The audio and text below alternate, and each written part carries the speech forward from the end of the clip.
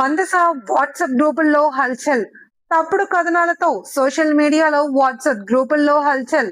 నా పని చెయ్యకపోతే ఇక్కడ ఉద్యోగం చెయ్యలేరు. మందస రెవెన్యూ ఆఫీస్ కు అతడే బాస్.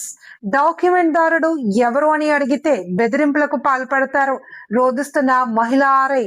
రెవెన్యూ సిబ్బంది ఎటువైపు, మహిళలకు రక్షణ ఎక్కడా? పోలీస్ స్టేషన్ లో ఫిర్యాదు ఇచ్చిన మహిళ ఆర్ఐ ఇందిరా. పూర్తి వివరాలు తూర్పు టీవీలో మీరే చూడండి.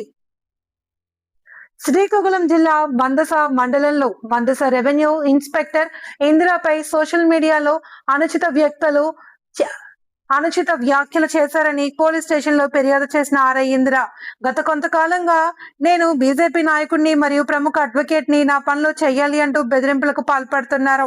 మనుషులు లేకుండా పలు రకాల రెవెన్యూ పత్రాలు ఇప్పించాలి అని మాపై విపరీతమైన ఒత్తిడి చేపట్టారు అని ఆమె మీడియా ముందు ఆవేదన వ్యక్తం చేశారు. నేను ఎవరి వద్దనైనా లంచాలు తీసుకున్నానని నిరూపిస్తే నేను దేనికైనా సిద్ధమని అతనుకు సవాల్ విసిరారు ఆర్ఐ ఇందిర. మందస రెవెన్యూ ఇన్స్పెక్టర్గా విధులు నిర్వహిస్తున్నాను.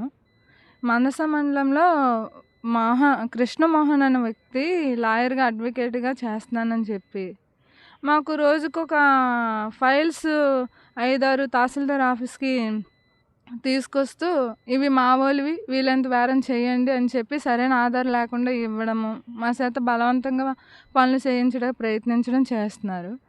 కొన్ని విషయాల్లో అంటే సంబంధం లేని ఫైళ్ళు కూడా అతను తెస్తే పిటిషనర్తో రండి, మీరు మధ్యవర్తిగా ప్రతిదీ ఇలా తేవడం వల్ల మాకు జెన్యూనిటీ ఏం తెలియట్లేదు. మేము ఎంక్వైరీకి వెళ్తే సరైన ఆధారాలు కూడా మాకు ఇవ్వట్లేదు.